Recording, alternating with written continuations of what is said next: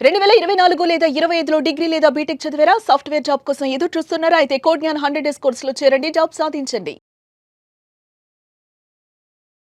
Internship లేకుండా జాబ్‌ని crack చేయాలంటే ఎలా అంటారు స్టూడెంట్? ఆహ్, ఇంటర్న్‌షిప్ అన్నది జాబ్ క్రాక్ జేయటానికి ఇంపార్టెంటా అంటే గనక ఉంటే బెటర్. Added advantage. లేకపోయినా గూడా జాబ్ వస్తది. ఓకే. ఓకే. సో, ఇంటర్న్‌షిప్ ఒక్కటి చేస్తేనే జాబ్ వస్తది అన్న దానికైతే నేను నో అంటాననమాట. ఎందుకు ఇంతమంది గ్రాడ్యుయేట్స్ బయటకొస్తున్నారు. వీళ్ళందరికీ కావాల్సినన్ని ఇంటర్న్‌షిప్ ఆపర్చునిటీస్ ఉన్నాయా అంటే డైరెక్ట్‌గా కంపెనీస్‌లో లేవు. కానీ ఆపర్చునిటీస్ ఉన్నాయా అంటే ఎక్కడైనా ఉన్నాయి. ఎలాగో చెప్తాను. సో వీళ్ళు ఎంతసేపటికి కాలేజ్లో 3 ఇయర్స్ 4 ఇయర్స్ చేసి అప్పుడు ఆ 6 మంత్స్ పీరియడ్లో 2-3 మంత్స్ ఇంటర్న్షిప్ చేయమన్నప్పుడు ఏ కంపెనీ వాళ్ళు ఇంటర్న్షిప్ ఇస్తారు ఇట్లాగా చూస్తారనమాట. అలా చూసినప్పుడు అందరికీ ఒకేసారి ఇవ్వటం చాలా పాసిబుల్ అవ్వదండి. అన్ని నెంబర్ ఆఫ్ కంపెనీస్ మన దగ్గర లేవన్నమాట. సో ఏం చేయొచ్చు, మీరు ఇంజనీరింగ్లో జాయిన్ అయిన డే 1 నుంచే మీరు ప్రాపర్గా నేను సాఫ్ట్వేర్ డెవలపర్ అవ్వాలి, మంచి ప్యాకేజెస్ తెచ్చుకోవాలి అంటే ఆ రోడ్ మ్యాప్ డిఫరెంట్ ఉంటుంది.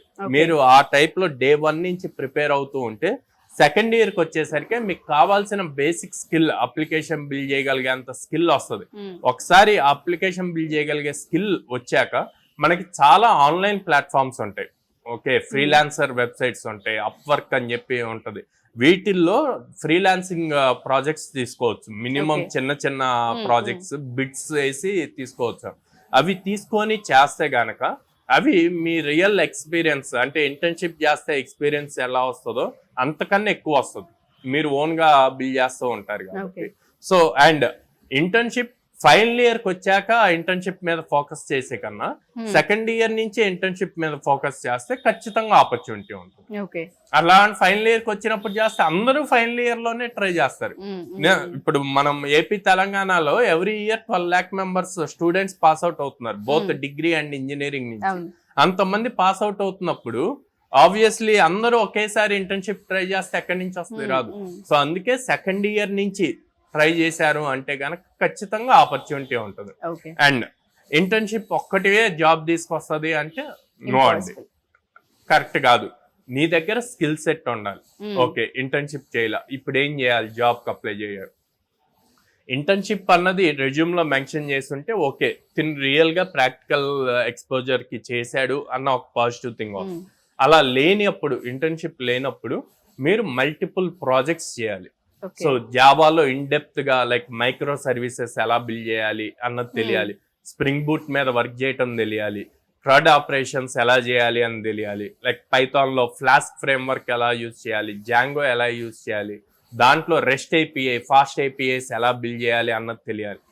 తెలుసుకొని దాని నుంచి ప్రాజెక్ట్స్ బిల్డ్ చేసి ఆ ప్రాజెక్ట్స్ ని లైవ్ లో క్లౌడ్ లో డిప్లాయ్ చేయగలిగితే లైక్ AWS, మైక్రోసాఫ్ట్ అజూర్ ఇట్లాంటి వాటిల్లో డిప్లాయ్ చేశారు అంటే గనక మంచి ఆపర్చునిటీ. సో అక్కడ మీరు ఏదైతే డిప్లాయ్ చేసినప్పుడు ఒక లింక్ వస్తుందండి. ఆ లింక్ రెజ్యూమ్ లో మెన్షన్ చేసినప్పుడు కొంతమంది ఇంటర్వ్యూ ప్యానల్ ఎవరైతే ఉన్నారో వాళ్ళు అసలు ఈ లింక్ ఏంటి అని చెప్పి ఓపెన్ చేసి చూస్తారు. చూసినప్పుడు ప్రాజెక్ట్ కనిపిస్తుంది. సో అక్కడ వాళ్ళకి ఒక ఇంప్రెషన్ వస్తుంది, ఓకే తిను రియల్ గా ప్రాజెక్ట్ చేశాడు అన్నది.